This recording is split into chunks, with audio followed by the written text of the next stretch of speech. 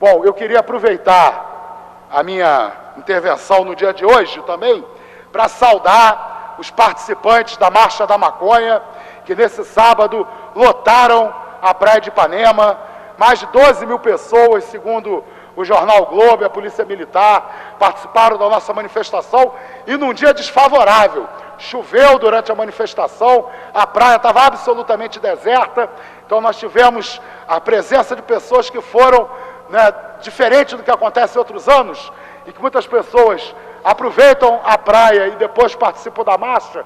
Esse ano nós tivemos 12 mil pessoas marchando sem a praia para nos ajudar a encher o movimento. Então, um crescimento muito grande da nossa manifestação, da nossa luta pela regulamentação da maconha no Brasil, para que a gente possa superar essa política de guerra às drogas, que vem tanto prejuízo causando à nossa sociedade.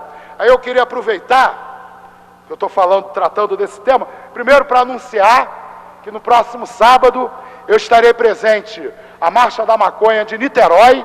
A Marcha da Maconha acontece em centenas de cidades no mundo, dezenas de cidades no Brasil. A concentração na cidade de Niterói, no sábado, dia 17, é a partir das 14 horas, na estação rodoviária, ao lado da estação das Barcas. E queria aproveitar também para responder a pergunta, o nobre vereador César Maia, perguntou há pouco ao nobre vereador, doutor Eduardo Moura, sobre seria verídico que o álcool causa mais danos à saúde do que a maconha. O vereador Eduardo Moura respondeu que não é especialista no assunto. Eu também não sou médico, não sou especialista do ponto de vista médico, mas tenho algumas informações que eu gostaria de socializar com todos os colegas. Primeiro, uma tabela publicada em 2010 pelo Instituto Europeu de Adicção, em que eles publicam uma tabela com vários dados, entre os dados, o potencial de causar dependência de várias drogas. Nessa lista, a droga que mais causa dependência é o tabaco, com 31,9% de dependente entre os seus usuários. Em segundo lugar, com 23,1%, a heroína.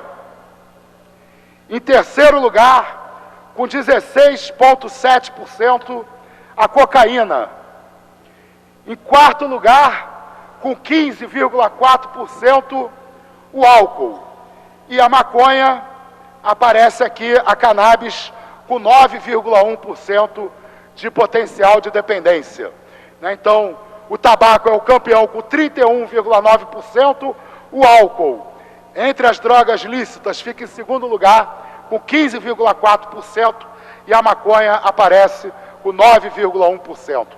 Existe também uma outra tabela interessante, que foi publicada por um pesquisador inglês, o David Nutt, que ele trata, ele trata do potencial que as drogas têm de causar danos aos usuários e a outras pessoas. O David Nutt era conselheiro do governo britânico para a política de drogas, e após publicar essa tabela, ele foi demitido do conselho pelo primeiro-ministro da Inglaterra. Inclusive vários outros cientistas que faziam parte do painel pediram demissão em solidariedade, já que o governo inglês, ao ficar contrariado com os dados científicos, resolveu desmontar a sua comissão científica. E nessa tabela, a droga que mais causa danos aos próprios usuários e a outros é o álcool, com índice de mais de 70%, sendo que quase 50% aos próprios usuários e mais de 20% a terceiros. Em segundo lugar, a heroína, com quase 60%. Em terceiro lugar, a cocaína na forma do crack, com pouco mais de 50%. Em quarto lugar, a metanfetamina. Em quinto lugar, a cocaína. Em sexto lugar, o tabaco. Em sétimo lugar, as anfetaminas. Em oitavo lugar, a cannabis. E as substâncias, entre as cerca de 15 substâncias analisadas, né, 2 ilícitas aparecem como as menos perigosas. Em antepenúltimo lugar, como as drogas que causam menos danos à saúde dos usuários e de outros, aparece o LSD. E, em último lugar, os cogumelos alucinógenos. Então, essas são tabelas que eu gostaria que fossem publicadas, né, na íntegra, nas atas da sessão de hoje. São tabelas que desmistificam, né, a ideia de que as drogas proibidas seriam as drogas mais perigosas. Né, nas 2 tabelas, em uma, o álcool aparece como a droga mais perigosa, na outra tabela, o tabaco aparece como a substância mais perigosa. Bom, e para encerrar, já que o meu tempo já está esgotado, eu não poderia deixar de fazer a minha intervenção de hoje, declarando mais uma vez solidariedade aos rodoviários e aos profissionais da educação que estão em greve na cidade do Rio de Janeiro.